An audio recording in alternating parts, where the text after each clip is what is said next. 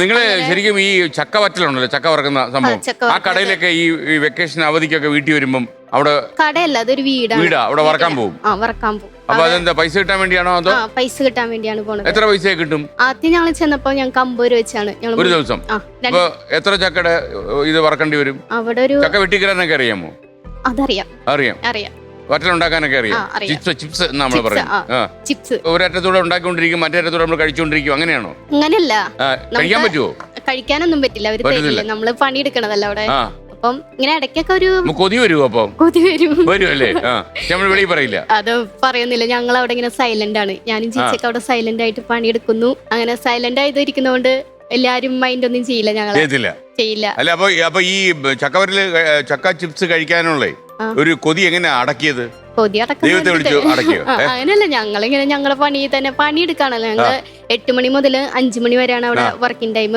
അതിന്റെ ഇടയ്ക്ക് ഫുഡ് കഴിക്കാൻ ഒരു 10 മിനിറ്റ് നമുക്ക് കിട്ടുള്ളൂ. ഒരു ദിവസം കിട്ടുന്ന 50 രൂപ എന്ത് ചെയ്യും? അമ്മയുടെ കയ്യിൽ കൊടുക്കും. അമ്മയുടെ കൊടുക്കും. അമ്മ അതെന്ത് ചെയ്യും? വീട്ടിലെ ആവശ്യത്തിന് എടുക്കും. എന്ന് വെച്ചാ അരി വാങ്ങിക്കാനും ഒക്കെ ആയിട്ട്. ഓക്കെ, ഒരു ദിവസം നിങ്ങൾ അമ്മയുടെ കയ്യിൽ ഈ 50 രൂപ കൊടുക്കാതെ ഈ ചക്ക ചിപ്സ് വാങ്ങിച്ച് കഴിച്ചെന്ന് പറഞ്ഞു. അമ്മോട് ചോദിച്ചിട്ടാണ്. അമ്മയുടെ പെർമിഷൻ ഉണ്ടായിരുന്നു? അമ്മയുടെ പെർമിഷൻ ഉണ്ടായിരുന്നു. അമ്മ എന്താ പെർമിഷൻ കൊടുത്തത്? കാര്യം വീട്ടിൽ അരി വാങ്ങിക്കോ, ഇവര് ചക്ക ചിപ്സ് കഴിക്കുവോ? അവർക്ക് ഇഷ്ടമായിട്ടാണല്ലോ, അവര് ജോലി എടുത്ത കാശാണ്. അപ്പൊ അവർക്ക് അതിനുള്ള കാശിനാണല്ലോ. 50 രൂപയ്ക്കും ചിപ്സ് കഴിച്ചവര്? ഇല്ല, അന്ന് 250 രൂപയ്ക്കാണ് ഒരു കിലോന്. അപ്പൊ 50 രൂപയ്ക്ക് മേടിച്ച അധികം ഇല്ല, 3 ഉണ്ടാവില്ല. അതൊരു 100-150 ഗ്രാമൊക്കെ അല്ലേ ഉള്ളൂ. 3 ഒരു എടുക്കാനല്ലേ ഉള്ളൂ. ഓക്കെ, അപ്പൊ അവരുടെ ഇഷ്ടത്തിന് അവര് വാങ്ങി. അതിന് വേണ്ടിട്ടാണല്ലോ അവര് അധ്വാനിച്ചത്. ഈ ചക്ക ചിപ്സ് കൂടാതെ ബിരിയാണിയിലും താല്പര്യം ഉണ്ടായിരുന്നു പറഞ്ഞു. വല്ല ബിരിയാണി കടയിലും ബിരിയാണി ഉണ്ടാക്കാൻ പോയോ? ഇല്ല. പിന്നെ ബിരിയാണി ഇഷ്ടമാണ്. ബിരിയാണി ഇഷ്ടമാണ്. പിന്നെ അത് വാങ്ങിച്ചു കഴിക്കുമായിരുന്നു? അത് മേടിച്ച് കഴിക്കും. ഇങ്ങനെ പൈസ ഒക്കെ കിട്ടുമ്പോ അച്ഛനോട് പറഞ്ഞുവിടും. അച്ഛാ, അപ്പൊ അത് എത്ര വയസ്സ് പ്രായമുണ്ട് ഈ ചക്ക ചിപ്സ് ഉണ്ടാക്കാൻ പോകുമ്പോ? ചക്ക ചിപ്സ് ഉണ്ടാക്കാൻ പോകുമ്പോ എനിക്ക് 7ാം ക്ലാസ്സിൽ പഠിക്കും. ഇങ്ങനെ ഈ ജോലി ചെയ്യാൻ പോകുമ്പോഴേ ഈ ചിപ്സ് ആയാലും ഈ ചെറിയ പ്രായത്തിലേക്ക് ചെയ്യേണ്ടി വരുമ്പോ അതേസമയം വലിയ അത്യാവശ്യം പഠിപ്പും പത്രാസും ഉള്ള ആൾക്കാരൊക്കെ നാട്ടിൽ കാണുമല്ലോ. അവരെ കാണുമ്പോ അമലുവിന്റെ മനസ്സിൽ എന്താ തോന്നുന്നത്? ഓ, ഭാഗ്യം ചെയ്തവർ എന്നാണോ? അങ്ങനെ ഞാൻ അമ്മോട് പറഞ്ഞിട്ടുണ്ട്. ആ ചേച്ചിമാരൊന്നും വീട്ടിലെ പണിയൊന്നും എടുക്കണില്ല, ഞങ്ങള് വീട്ടിലെയും പണിയെടുക്കണ്ട്, അവിടെയും പോയിട്ട് പണിയെടുക്കണ്ടത്. അപ്പം അവര് നന്നായി പഠിക്കണോണ്ടാണ്. നന്നായി പഠിക്കും, അതുകൊണ്ട് അവര് പഠിച്ച് നല്ല ഉയരങ്ങളിൽ എത്തും. അതുകൊണ്ടാണ് അവരൊന്നും പഠിക്കില്ലേ? അപ്പോ ഞാൻ സമയത്ത് ആവറേജ് ആയിരുന്നു. പിന്നെ എപ്പോഴാണ് ആവറേജ് പൊങ്ങിയത്? പ്ലസ് ടു പഠിക്കുമ്പോഴാണ് ആവറേജ്. അപ്പൊ എപ്പോഴും അങ്ങനെയാണ് മോളെ. ശരിക്കും അത് നമ്മൾ ഒരു ഏതെങ്കിലും ഒരു ഇന്റർവ്യൂ തന്നെ പോയി കഴിഞ്ഞാലേ നമ്മള് ബേസിക് ജസ്റ്റ് പാസ്, കുറച്ചുകൂടെ മേളിലായി. എനിക്ക് 10th അങ്ങനെ കേറി 8ാമത്തെ റാങ്കിലെത്തി എന്ന് പറഞ്ഞാൽ അത് നല്ലൊരു കരിയർ ഗ്രോത്ത് ആണ്. 10ാം ക്ലാസ്സിലായാലും ആരും പഠിപ്പിക്കാനൊന്നുമില്ല, ഹോസ്റ്റല് അങ്ങനെയൊക്കെ ആയിരുന്നോണ്ട് നമുക്ക് നല്ല അങ്ങനെ പഠനത്തിലൊന്നും മികവ് പുലർത്താനൊന്നും കഴിഞ്ഞില്ല. പിന്നെ പ്ലസ് 2 ആയപ്പം ടീച്ചർമാരെ നന്നായി സപ്പോർട്ട് ചെയ്തു. പഠിക്കും കുട്ടി. പിന്നെ വീട്ടിൽ കറണ്ടൊക്കെ വന്നു. അങ്ങനെയൊക്കെ ആയപ്പോ ടീച്ചർമാരുടെ സപ്പോർട്ട് കണ്ടപ്പം എങ്ങനെയെങ്കിലൊക്കെ നന്നായി പഠിക്കണം എന്നുള്ളൊരു ആഗ്രഹം വന്നു. അങ്ങനെ സോഷ്യോളജി നന്നായി പഠിച്ചപ്പോ സോഷ്യോളജിയിലെ ക്ലാസ്സിൽ ഫസ്റ്റ് കിട്ടി എനിക്ക്. അങ്ങനെ ക്യാഷ് പ്രൈസ് ഒക്കെ തന്നു. 100 രൂപ. 100 രൂപ ഞങ്ങളുടെ പൂരായിരുന്നു. വീടിന്റെ അടുത്തുള്ള ഭരതമ്പലത്തിൽ പൂരായിരുന്നു. അപ്പൊ അമ്മയ്ക്ക് അതിനുള്ള കാര്യങ്ങളൊക്കെ ചെയ്യാൻ വീട്ടിൽ വിരുന്നുകാരൊക്കെ വരുമായിരുന്നു. അപ്പൊ അവർക്കുള്ള ഭക്ഷണത്തിനുള്ള സാധനങ്ങളൊക്കെ വാങ്ങാനായിട്ട്. ഓ ശരി. അമ്മ എപ്പോഴും ഈ മോള് പൈസ ഉണ്ടാക്കിയ കൃത്യമായിട്ട് വീട്ടിൽ കൊണ്ട് തരുമല്ലേ? ആ കാര്യത്തിൽ അമ്മ സന്തോഷവതിയാണ്. ഓക്കെ, അപ്പൊ നമുക്കിനി അടുത്ത ചോദ്യത്തിലേക്ക് പോയാലോ? നമുക്കിനി 50,000 രൂപയുടെ ചോദ്യമാണ്. 1,00,000 രൂപയുടെ ചോദ്യമാണ്. അടിച്ചാൽ 1,00,000. ഓക്കെ, അപ്പൊ നമ്മള് ഒന്ന് പിടിച്ചോളൂ. നമ്മളിനി ഇത്തിരി മേളിലോട്ട് പോവാണ്. നമ്മൾ കുറച്ച് മേളിലോട്ട് പോയല്ലേ? ഓക്കെ കുട്ടേട്ടാ. ലെവൽ 2.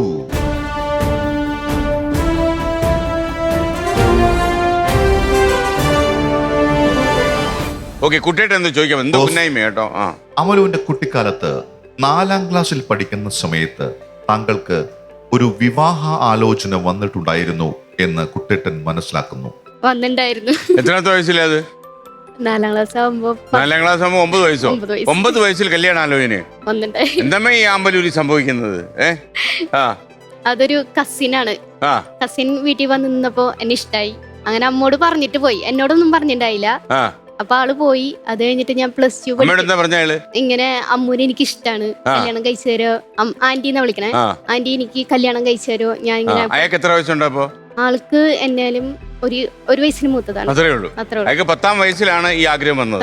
ഇയാളുടെ 9ാം വയസ്സുകാരോട് പറയും. നല്ല പ്രായം. അങ്ങനെ പറഞ്ഞു. ആള് പോയി. അത് കഴിഞ്ഞിട്ട് ഞാൻ +2 പഠിക്കുമ്പോ ഒരു ഫോൺ കോൾ വന്നു. ആന്റി, ഇത് ഞാൻ ഉണ്ണി എന്നാട്ട പേര്, ഉണ്ണിമോനാണ്. ആന്റിയോട് ഞാൻ അന്ന് വന്ന് നിന്നപ്പോ ഒരു കാര്യം പറഞ്ഞിട്ടുണ്ടായിരുന്നു. ആന്റിക്ക് ഓർമ്മയുണ്ടോ എന്ന് ചോദിച്ചുട്ടാ. അപ്പൊ അടുത്ത് ഞാൻ നിക്കണ്ടിട്ടാ. ആരമ്മ എന്ന് ചോദിച്ചു. അപ്പം പറഞ്ഞു ഇങ്ങനെ ഉണ്ണിമോനാണ് വിളിക്കണേന്ന് ചോദിച്ചു. അവൻ എന്തോ എന്നോട് അന്നൊരു കാര്യം പറഞ്ഞിട്ടുണ്ട്, എന്താന്ന് എനിക്ക് ഓർമ്മയില്ല, പക്ഷെ അവന് നല്ല ഓർമ്മയുണ്ടെന്ന്. ഞാൻ വിചാരിച്ചു എന്തിട്ടാണ് കാര്യം, എനിക്കും ഒരു ഇൻട്രസ്റ്റ് എന്താണ് അറിയാൻ, എന്തായിരിക്കും അന്ന് വന്നിട്ട് ഇത്ര ഇഷ്ടപ്പെട്ട കാര്യങ്ങൾ എന്തോ. ആന്റി എനിക്ക് ഭയങ്കര ഇഷ്ടപ്പെട്ട ഒരു കാര്യമാണ്, ആന്റി വിചാരിച്ചാൽ അത് നടക്കുള്ളൂ എന്നൊക്കെട്ടാ പറയണത്. അത് കഴിഞ്ഞിട്ട് ആന്റി ഞാൻ ആന്റിയുടെ വീട്ടിലേക്ക് വരട്ടെ എന്ന് ചോദിച്ചു. അപ്പം പറഞ്ഞു വന്നോ നീ, അതിനെന്താ നീ വരാലോ എന്നൊക്കെ പറഞ്ഞിട്ട് ആള് വീട്ടിൽ വന്നിട്ട് അമ്മോട് പറഞ്ഞു, ആന്റി എനിക്കിങ്ങനെ അമ്മൂനെ ഇഷ്ടമാണ്, ഞാൻ പഠിച്ചൊരു എഞ്ചിനീയർ ഒക്കെ ആയിട്ട് വരുമ്പോ ആന്റി ഇങ്ങനെ കല്യാണം കഴിപ്പിച്ചു തരുമെന്ന് ചോദിച്ചു. അപ്പൊ അമ്മ എന്നെ നോക്കി. അത് കഴിഞ്ഞിട്ട് ചേച്ചിമാർക്കോടൊക്കെ ഇങ്ങനെ പറഞ്ഞു. ചേച്ചിമാരും എന്നെ നോക്കി. എനിക്ക് അപ്പോഴാണ് അറിയണത് ഇങ്ങനെ കല്യാണാലോചനയൊക്കെയാണ് പുള്ളി വന്നേക്കണേന്നുള്ള കാര്യം. അപ്പോഴാണ് അപ്പൊ ഞാൻ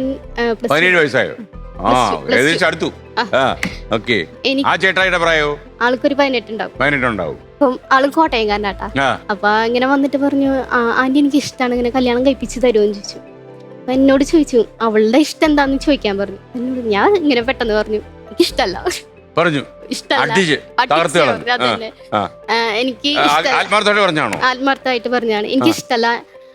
എനിക്കൊരു ഇത്രയും നാള് നമ്മളൊരു ബ്രദറിനെ പോലെ കണ്ടിട്ട് പെട്ടെന്ന് ഒരു ദിവസം ഇഷ്ടമായിട്ട് കല്യാണം കഴിക്കാന്നൊക്കെ പറയുമ്പോ നടക്കണില്ല. എനിക്കത് വിശ്വസിക്കാൻ കൂടി പറ്റണില്ല.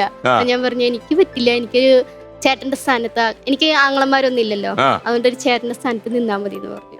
അങ്ങനെ ആൾക്കത് ആള് വന്നിട്ട് 2 ദിവസം നിക്കാൻ വന്നതാണ്. ഞാനിത് വെട്ടി തുറന്ന് പറഞ്ഞപ്പോ 2 ദിവസം കഴിഞ്ഞപ്പോ 2 ദിവസം മുമ്പ് ആള് പോയി, സ്ഥലം വിട്ടു പോയി.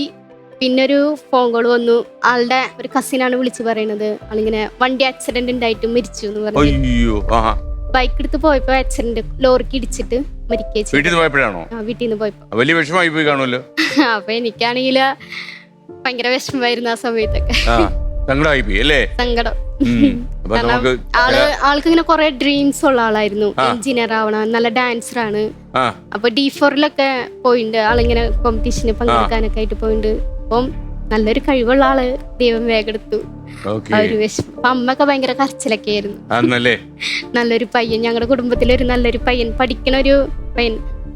10th നല്ല മാർക്ക് ഉണ്ടായിരുന്നു, 4+ ഒക്കെ ഉണ്ടായിരുന്നു.